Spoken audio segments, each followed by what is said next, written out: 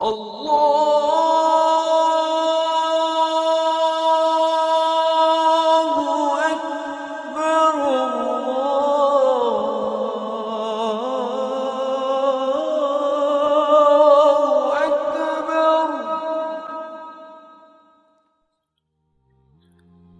ঘর তৈরি করতে হবে রসুল সাল্লাল্লাহু আলাইহি ওয়াসাল্লামের সুন্নাহ মোতাবেক। সত্যি কথা বলতে আমরা রসুল সাল্লাল্লাহু আলাইহি ওয়াসাল্লামের খুব কম সংখ্যক সুন্নাহ নিয়েই চিন্তা করি। সুন্নত বলতে আমরা কি বুঝি? কেউ দাড়ি রাখেন, কেউ হয়তো পাঞ্জাবি পায়জামা আর টুপি পরেন। এটাই যেন রসুল সাল্লাল্লাহু আলাইহি ওয়াসাল্লামের মূল সুন্নাহ। আমরা যদি তার ঘরের দিকে নজর দেই, রসুল সাল্লাল্লাহু আলাইহি ওয়াসাল্লামের সংসারে কি হতো, দৈনিক কতবার খাবার রান্না হতো।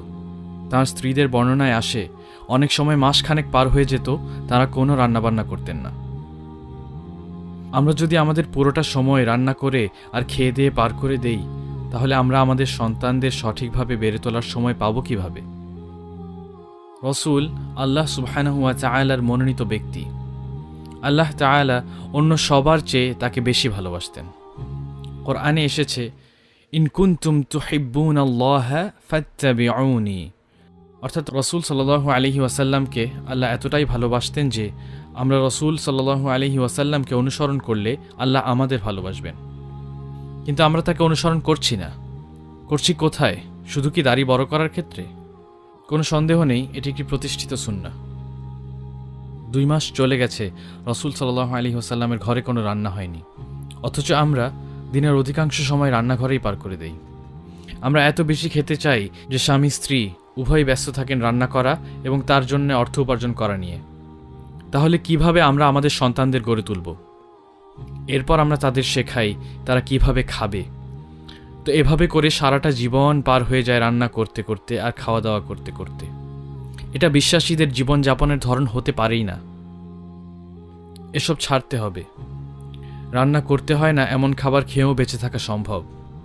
আমি ডক্টর রেদওয়ানের একটা কথা শুনেছিলাম। তিনি মদিনায় একজন ডাক্তার ছিলেন, যিনি 1 বছরের মধ্যে কোনো অসুস্থ ব্যক্তিকে খুঁজে পাননি।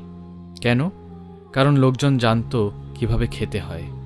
আমরা প্রচুর টাকা খরচ করি খাওয়া দাওয়ার পেছনে, এরপর আবার টাকা খরচ করে কিভাবে স্লিম হওয়া যায়। কোনো কারণ ছাড়াই আপনারা আপনাদের টাকা পয়সা নষ্ট করছেন, তাই কম খান। রসুল সাল্লাল্লাহু আলাইহি ওয়াসাল্লামের হাদিস অনুযায়ী পেটের 3 ভাগের 1 ভাগ খাবার খাওয়াই যথেষ্ট। এবং তিনি বলেছেন, ততক্ষণ পর্যন্ত খাবার খাবে না যতক্ষণ না পর্যন্ত তুমি ক্ষুধার্ত হও। এবং তিনি আরও বলেছেন, এর পরেও যদি ক্ষুধা থাকে তাহলেও আর খেও না। তিনি কি নিজে কখনো দিনে 3 বেলা খেয়েছেন? অবশ্যই না। তাহলে আমাদেরও তার অনুসরণ করা উচিত। যা কিছু সহজেই পাওয়া যায় তাই খাবেন, কিন্তু প্রচুর খাবার খাওয়াকে উপভোগ করবেন না। কম খাবেন, প্রতিদিনই খাবার রান্না করবেন না। মাঝে মধ্যে খাবার রান্না না করেই দিন পার করে দিন। একদিন শুধু রাতে খাবার খেয়েই থাকতে পারেন, একদিন কিছু সালাদ, একদিন কিছু ফল, এভাবে করে। কম খাওয়াটা অনেক অনেক গুরুত্বপূর্ণ। অনেকে মনে করেন এই খাবারগুলো না খেলে তো খাবারটা নষ্ট হবে, কিন্তু আপনি আপনার পেটের ভেতরে এই বাড়তি খাবারগুলো দিয়ে খাবারগুলো কি নষ্ট করছেন না? এত বেশি খাবেন না। আপনার সন্তানদেরও অল্প খাওয়ার অভ্যাস করাবেন।